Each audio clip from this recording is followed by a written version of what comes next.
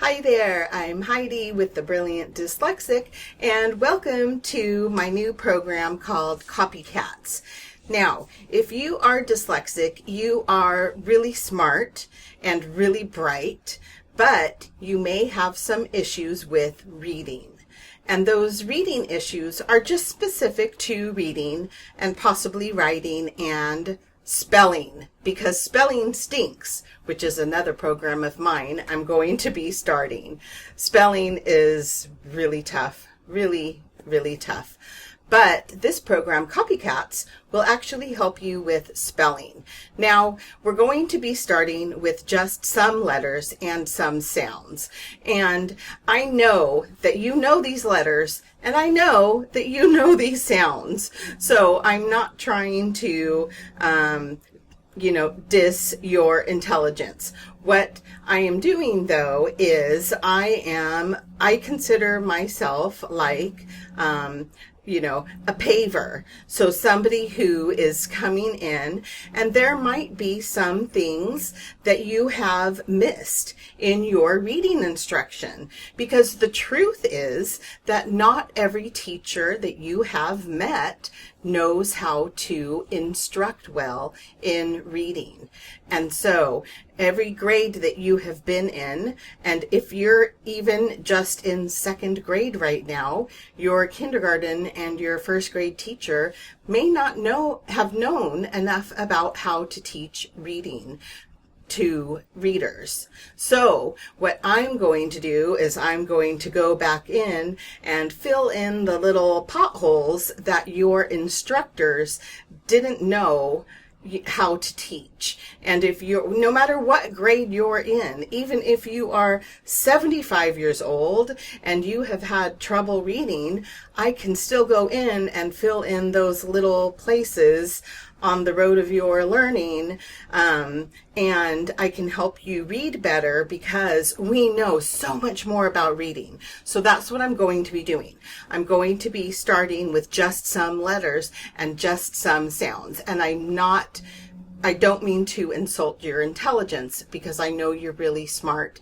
I know you already know how to read, but I know also, because I've been doing this for so long, that this is going to help you become a better and faster reader. And you just have to trust me, because I've researched the science of reading, and I know what makes people read better and faster. So going in and doing this program is going to make you a better and faster reader, and you're just going to have to trust that process. So this program is called Copycats. The program before this one is called Sound Juggling, and it did not deal with letters at all. But this one does deal with letters. So, and I have two cats on here. And one is going to be a whispering cat. So this cat basically is going to just whisper. It's just going to whisper. So when you whisper, you don't use your voice at all, right? So when I'm talking right now, I'm using my vocal cords, and I'm using air to push out of my vocal cords. And you can hear me really well because I'm doing that. But when I whisper like this, when I whisper, I'm not using my voice. So this cat right here is a whispering cat. And this cat is just going to whisper. Now this cat has a megaphone. So this cat, the reason it has a megaphone is because it actually uses its voice. So this cat isn't actually going to shout, but it's just going to use a megaphone to show that it does use its voice. So this is going to be Mega Cat. So this is Whisper Cat, and this is Mega Cat.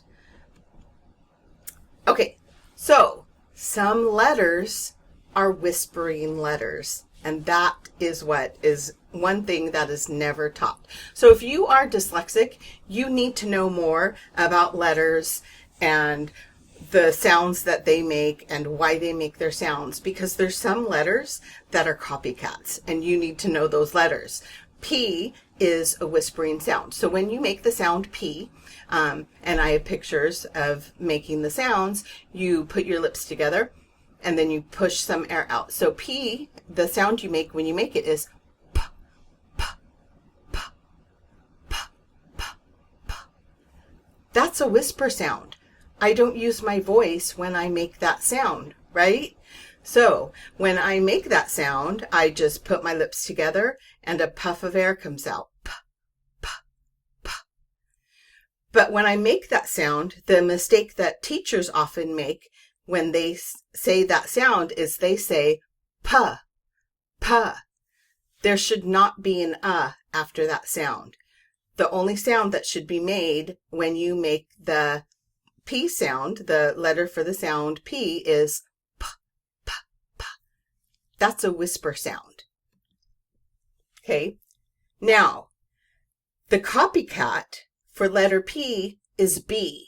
And the reason I call it a copycat is because they're exactly the same, except for the B makes a mega sound, right? So the B, when I make that sound, B, B, B, I do use my vocal cords for it. And I am touching my neck here because I can feel my vocal cords making the sound B, B, B. And so the P is a whispering cat. The P isn't making any sound with the voice at all. It is just P, P, P. Whereas the B is making a sound. It's a mega sound. B, B, B. So just like when somebody copies you, which can be really annoying, right? And these letters, they are annoying because in words, P's and B's get confused all of the time because when we are writing those letters, the P, P, P, and the B, B, B, because our lips are making the same movement, the only thing that's different is that I'm not using my vocal cords for one, because the P, P, P is a whisper sound and the B, B, B is a mega sound. So when you're writing words, if you don't know the difference between those two letters, and if you don't know they're copycats, sometimes you might write a B for a P or a P for a B. So these little differences actually make a really big difference. Okay, so P's and B's are consonants. So you've probably heard that word, consonants.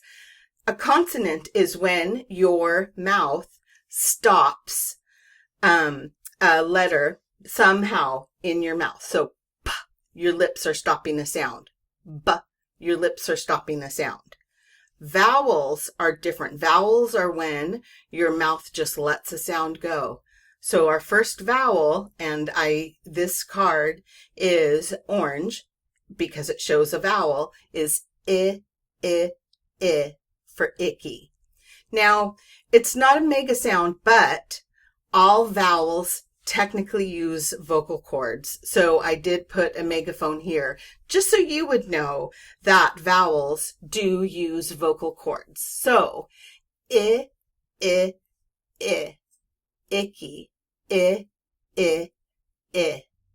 Now the placement of your mouth does become important because all sounds can be confusing because the I can sound like the the E. And we'll talk about that in a different lesson.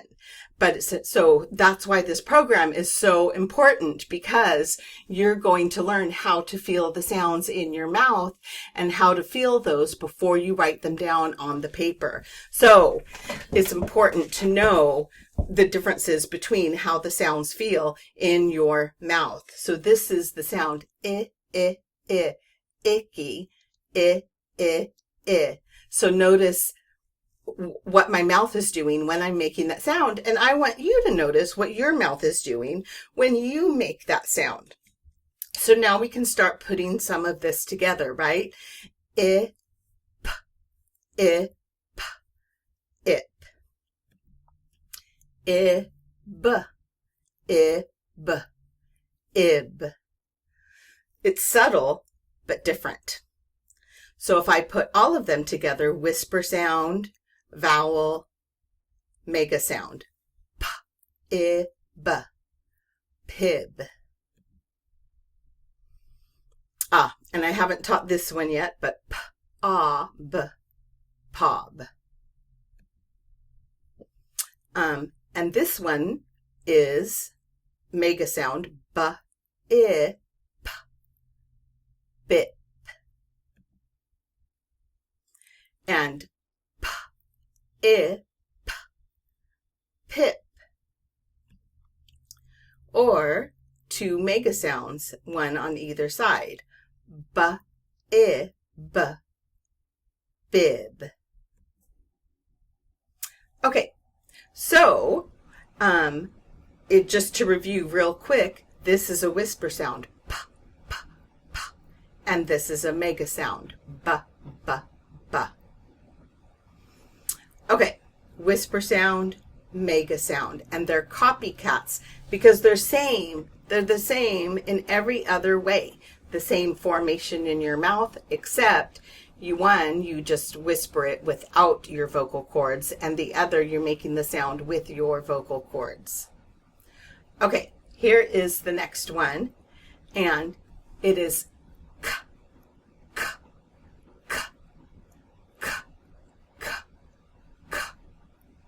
So when I make that sound, I'm not using my voice. So if I'm not using my voice, then this is a whisper sound. So this is a whisper sound. I'm not using my voice. Okay, now after the k, we have g, g, g, g, g, g, g, g, g. And the key word for this one is g, g, g, great. G, g, g. Okay, so this one, I am using my voice for it, so it is a mega sound. It's a big sound because I'm using my voice for that. Okay, so here we have the I, icky, I. And here we have two whisper sounds. We have p, p, p, and k, k, k. And here we have b, b, b, and g, g, g. And for a moment, what I want you to notice next is that these two sounds, the p, p, p, and b, b, b, are in the front of my mouth, and the k, k, k, and the g, g, g, they are in the back of my mouth. So the p, p, p, the front, and the g, g, g in back, because every sound will come either from the front or, and if you put your hands like this, and you feel your cheeks, there's your mouth is really big, right? And there's a range of sound that can come from it. So in the back of your mouth, that k, k, k, and the g, g, g come from the very back of your mouth. And all of the sounds come anywhere from in that range. So when we talk about the vowels, like the I, the reason that vowels get so tricky in words is because they're even harder to feel, right? I can feel when my lips touch together. P, p, p, b, b, b. So really, once I learn the difference between those copycats, the whisper and mega sound, those letters are going to become easier. Or the k, k, k, and g, g, g. It's like, okay, I can feel where my tongue is striking the roof of my mouth in the very, very back.